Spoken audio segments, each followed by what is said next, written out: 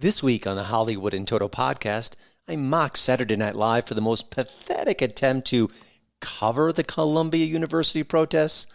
I use that word loosely.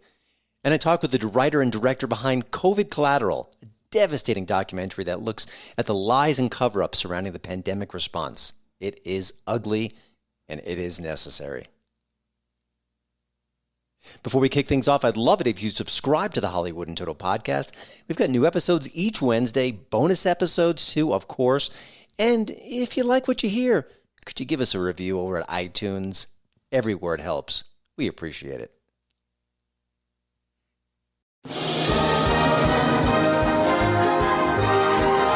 Welcome to the Hollywood in Toto podcast. Entertainment news and reviews without the woke Hollywood narrative. Free speech, free expression. Now that's entertainment. And here's your host, award-winning film critic, Christian Toto.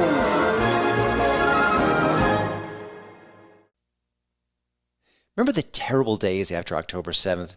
Even the Hollywood elite came out to attack Hamas for the atrocities they committed against the Jewish people. Unbelievable. And as the film Screams Before Silence put it so well, those attacks redefined evil. Truly. And now we've got raging anti-Israeli protests across the country, most often on campuses, but not always. And they are typically violent, full of anti-Semitic rhetoric, and of course morally toxic. They're just really rooting for Hamas. Sad to see. And of course, mainstream comedians can't say much about it. Barely a word.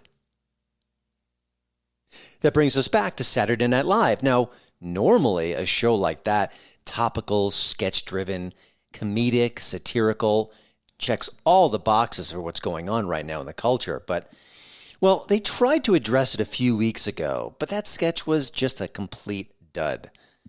Instead of mocking the Ivy League presidents who were letting this raging anti-Semitism flower on campus, they were more critical of the GOP politician who was holding them accountable. Just sad. Well, SNL did it again over the weekend. It brought up those violent protests at Columbia University. Again, it's getting ugly there. And the media may not be covering it, but just go to social media, or specifically X. All the videos, all the violence, all the insanity that's swirling around that campus. And I guess Saturday Night Live said, well, we can't ignore it. It's right in our backyard. We're based in New York. This is a New York story. And once again, it was a swing and a miss. But to be honest, it's a little scary. These protests are becoming way more aggressive. Yeah, right. But at the end of the day, my daughter is an adult and has to live her own life. Well, I think it's just great, you know. It's wonderful. Nothing makes me prouder than young people using their voices to fight for what they believe in. Wow. That's very encouraging. Yeah. Alphonse, your daughter must feel so supported when she's out there. What's that now? when whose daughter is out there? At the protest. No, man. You bugging. Alexis Vanessa Roberts better have her butt in class. Will the third time be the charm? Will SNL attempt to tackle this subject one more time? Maybe even get it right? That's doubtful. The show goes on its summer hiatus very soon. It might have 1 or 2 new episodes at best left in the season. And let's face it, if you need 3 times to attack anti-Semitism, it means your heart just ain't in it. And that's the least funny part of all.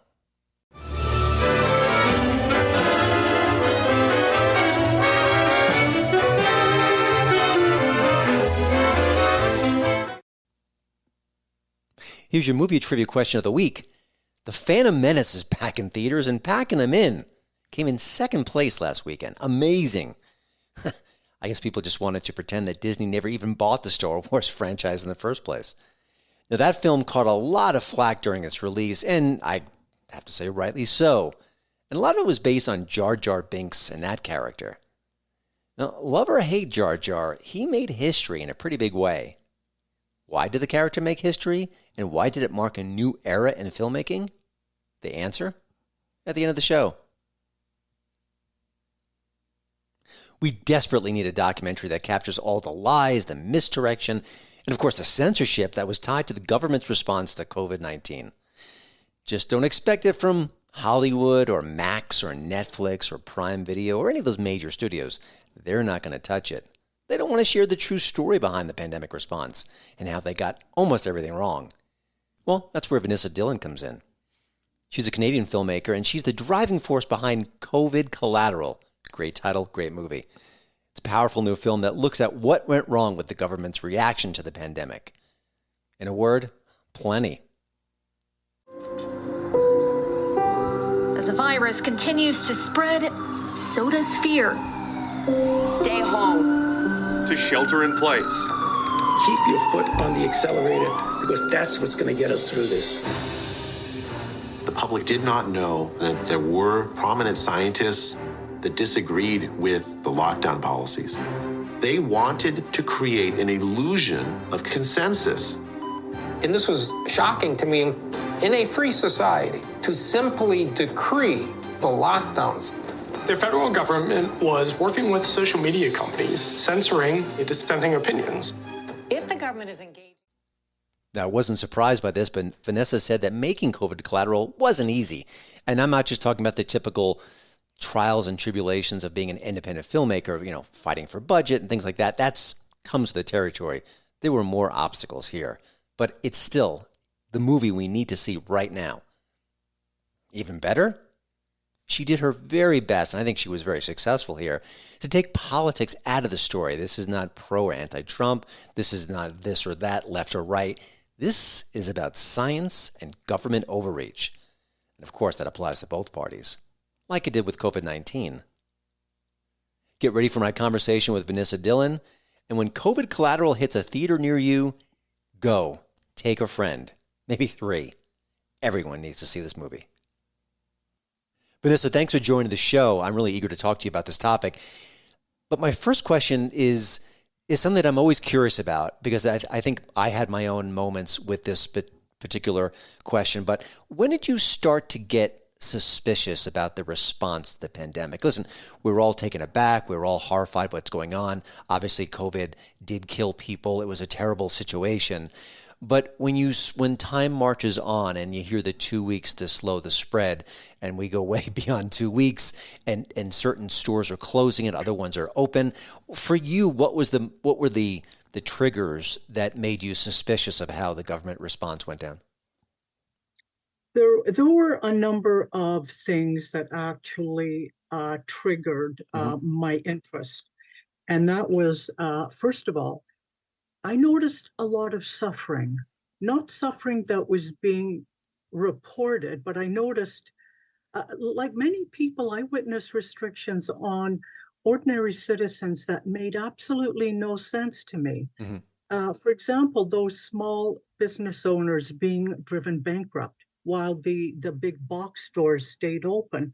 So I wondered, I said, apparently you could catch COVID at your local hardware store if you bought a box of nails there, but if you bought the box of nails at Best Buy or Costco, you were fine. And I noticed that no one was dropping dead while they were shopping at the big box stores, but that children were being kept out of school to the point that it seemed endless, where I know that in some U.S. states and certainly in Canada, schools were closed on and off for 2 years. I mean, it just made no sense to me. Yeah. But the other thing that really triggered my interest was that early in 2020, I noticed that there were some prominent scientists who started speaking out against lockdowns. These were not fringe people. These were leaders in their field, people like Jay Bhattacharya of Stanford and Scott Atlas, who was a well-known public health scholar, and Martin Kulldorff of Harvard, and Sunetra Gupta at Oxford. And yet something very strange was happening, because these people were being demonized by their own universities, by medical institutions such as the NIH, and the media. They were being ridiculed. And at a certain point, I mean, now we know, now we've seen the emails between Francis Collins of the NIH and Anthony Fauci, which said, we got to take these people down. This has got to stop. But at that time, when I was watching this, I thought something doesn't make sense here. people who are this prominent are not crazy. There's something to this. And then I noticed the other discussion about the origin of the virus. Mm-hmm. And that Fauci, as the chief medical officer in the White House, tried to explain the origin of the virus as a natural evolution of animal to human, something that had jumped out of a wet market in Wuhan. But what seemed funny to me was that, well, in Wuhan, you've got the biggest, most dangerous lab in China, the Wuhan Institute of Virology. And I noticed that some scientists were noticing that in the genetic makeup of the virus, there was this little thing called a furin cleavage. And the furin cleavage is where you add stuff to a virus. Yeah. And that could only have been done in a lab.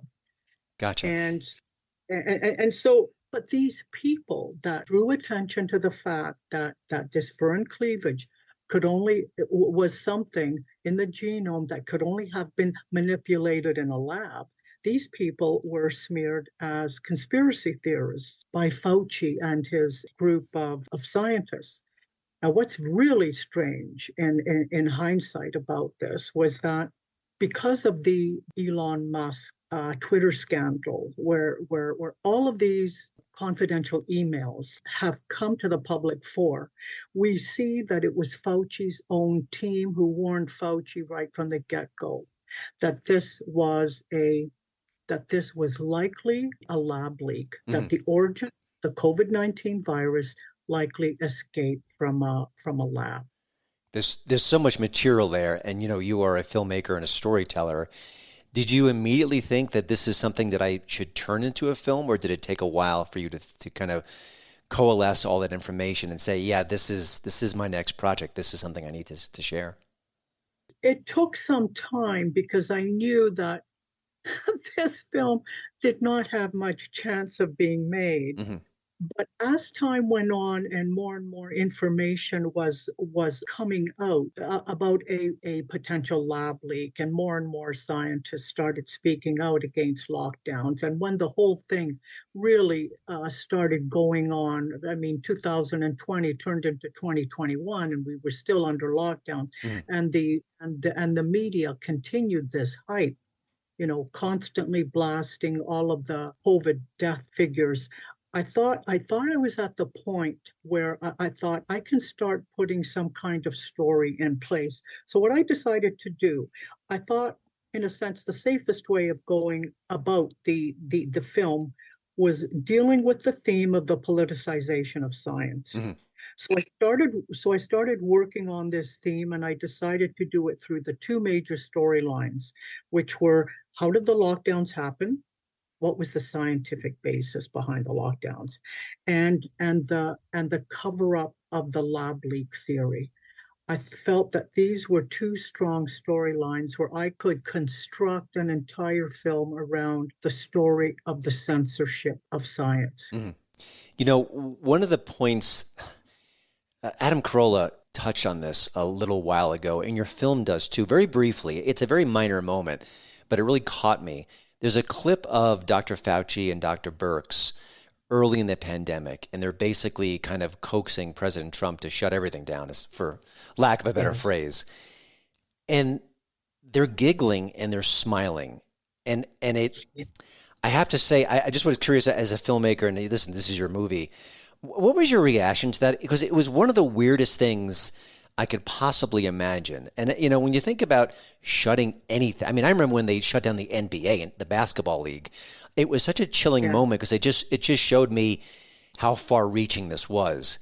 And to have two people who were making those decisions or pushing that decision, and they just seemed happy.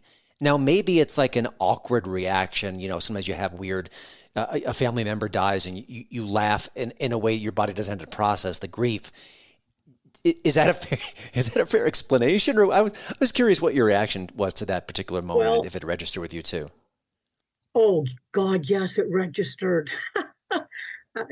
I'm glad you brought that scene up because you are the only interviewer who has actually asked me a question about that. And the editor and I would shake our heads every time we looked at that scene because there was a smugness. These people were controlling the lives of the entire country and beyond that, because Canada follows suit, of course. But there was a smugness there. There was a almost a complete incomprehension of what this would mean to the entire country. Yeah. There was an incomprehension, a coldness, a lack of commiseration of the fact that this was going to mean a tremendous upheaval in people's lives.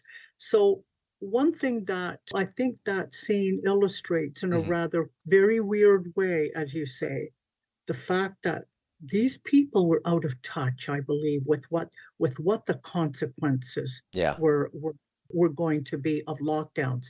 There's something also, and this we don't really get into the film, but it's something that Dr. Scott Atlas pointed out in his book, that when he went to the White House, when Donald Trump appointed him as a special advisor to the coronavirus task force, Scott Atlas says that on that task force, where you would have expected people who were non-medical people to be weighing in on the risk-benefit ratio of a lockdown.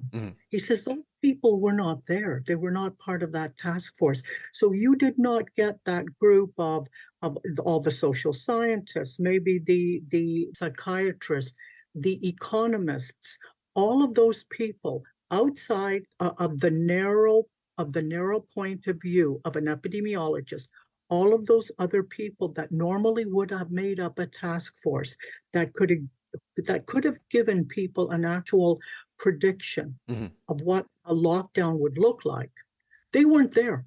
Yeah. They weren't there. That's what he was shocked about. And he said one of the issues was with the White House was that the people that were there were bureaucrats. They were not, in a sense, practicing medical people. They were bureaucrats that had been there like for 30 years or so. That's fascinating. And he said that was a real weakness. Yeah. And he said he would, and he was against lockdowns. And he said, look, he said, and in the film, he states, we had a pandemic plan from 2006, and that pandemic plan was written. And it was a pandemic plan. I think variations of it exist in Europe and in Canada. But basically what the pandemic plan for the Western world said was, what you do is you immediately isolate and you protect the most vulnerable people, older people.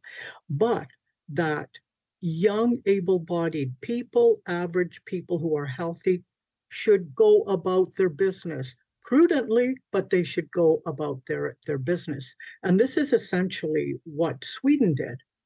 And Scott Atlas could not believe what was going on. He said that he would have meetings in the White House. He would bring in data because he was in touch with the world's health experts on a daily basis. He could see what was going on in Europe and in other countries. He said, I would bring in data. I would bring in data every day. I would sit with them and they would just look at him and say to him, you're an outlier. So that his book shocked me. Yeah. It's unbelievable. In our emails before this conversation, you had said that you didn't want to make a political film, a partisan film. You wanted to reach the middle. And that seems like a very hard task given this topic. Can you share a little bit about how you went about it and what was your prime directive, your guiding light in this process? Because I think you could easily have gone in that direction. I don't think you did. And maybe some people will just see it that way, but just briefly talk about that part of the movie. Yes, this, by the nature of the subject, this could have been a very polarizing film. And I don't make films that get slapped onto the internet. I actually have to work within a system. I have to work within first of all, a Canadian broadcasting system if I want to get financing. And then I go out and I look for extra financing. What does that mean in terms of how do I decided to approach this film? What it means is that you can't, it's got to be journalistically sound. And the only way this could have been journalistically sound is for me as one of the key creative people not to take a side. But if we use the theme of the suppression of science and we can prove that there was a suppression of science, I'm not taking a side. Yeah. I'm just letting people speak. People, very, very prominent people in my film, I'm just letting them speak about what happened to them, about how the media reacted to them. If you notice, there is no one who is like borderline expert in my film. Everyone is a bona fide expert in their fields. The only personal story we have is that unfortunate father who lost his son. Yeah, it's a heartbreaking segment. That is, but that is a personal story. So I decided that I couldn't have any flies on this film. It had to be, it was a film that had to be calm. It had to just lay out facts. It could not take a point of view. It really is meant to appeal to the reasonable left of center person, to the reasonable right of center person. It's that movable middle, people who can actually talk to each other. Yeah. And one of the things I liked about the film is that often when you're having the experts weigh in on certain themes, they bring up certain topics, you'll flash to the evidence, you'll flash to the emails, and you'll highlight the parts of the conversation that back up what they're saying. It makes them much more credible. You're a filmmaker, this is never easy. There's budgeting problems and scheduling issues and all the things that go on to make filmmaking so challenging. But did you have any other specific challenges with this film that were maybe atypical that you wouldn't find if you did a story about Native American culture or any other subject that's less, red hot, I guess you could say? Oh my, this was the absolute horror story of my professional career, I must say. There were so many obstacles. We were climbing Mount Everest every day. First of all, I had a great deal of difficulty finding the right creative team, but more than that, finding the financing. So the problems that we had in making the film was that, first of all, no broadcaster would touch this. All of the broadcasters who knew me, certainly across Canada, that I pitched the concept to first, I was met with a wall of polite silence. And let's face it, a potential broadcaster is not going to touch this because most of them don't know enough. They can't gauge this as is this film going to be credible? Plus the topic, they wouldn't want to, broadcasters are risk averse. But what made it even more difficult was that I was met with hostility from my own colleagues. Outside of my key creatives, who I finally found and who were very, very versed in the important issues of COVID, it was really hard to get like a production accountant, a business affairs person, all of those other people that you need to work on a film. Even Christian, recently, a closed captioning technician turned it down and said, no, it's not for me. So it was that sort of thing. So, for example, a publicist in Canada won't touch this. So I have an American publicist who thinks this film is going to do well in the US. And I think so, too, because I think the U.S. has a very robust media. You've got your mainstream media who supported the government narrative during COVID, but you also have a robust right of center media, a very strong media that is right of center, but it's mainstream right of center. So yes, those were some of the challenges, but I was fortunate because there is a streamer in Canada called New Tang Dynasty, and I approached them about a broadcast license for the film. Well, interestingly, the commissioning editor there, Joe Wang, was a scientist by training, a vaccinologist who had actually worked on the first SARS vaccine 20 years ago.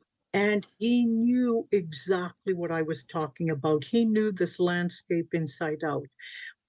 I mean, this was just a fortunate pairing, because he had been, unbeknownst to me, he had recently written, when I approached him just before our meeting, he had written about the corruption of science during COVID. So, so I walked into his office and he said to me, "How did you get a hold of my article?" Mm-hmm. And I said, "What article?" And so so we were able to get our first leg of financing there. Oh my.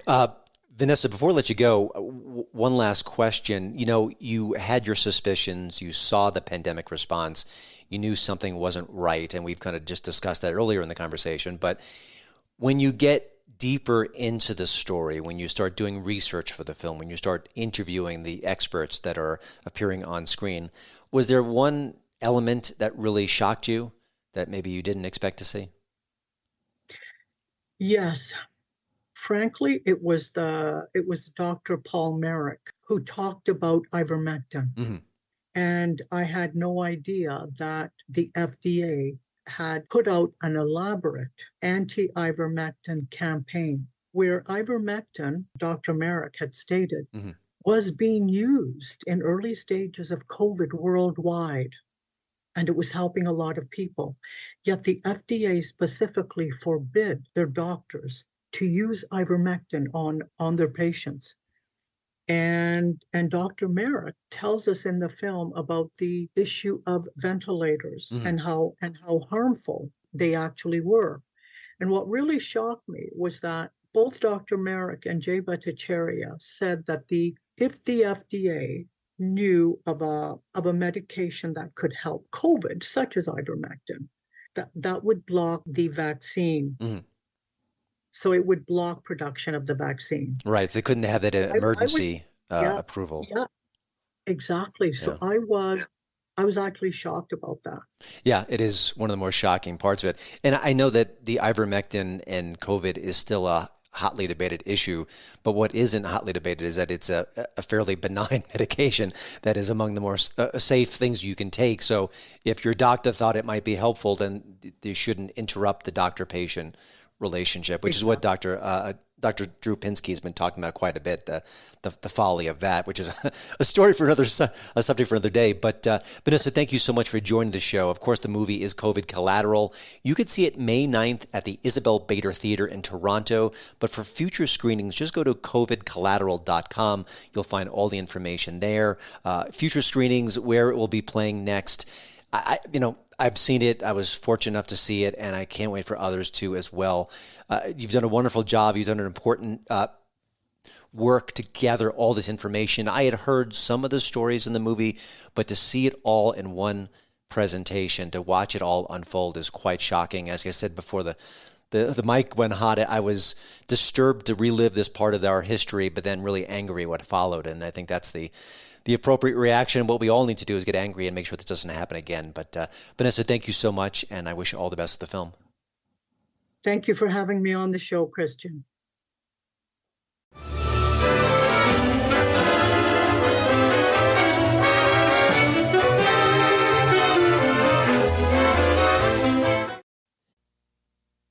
Let's get back to that trivia question. Actor Ahmed Best said his career began and ended with Jar Jar Binks in The Phantom Menace. I think he might be right. I mean, just the heat that came down on him in that performance, wow, it was brutal. And, it's also true that his character changed movies forever in a way. Jar Jar was the first major film character who was created through motion capture technology.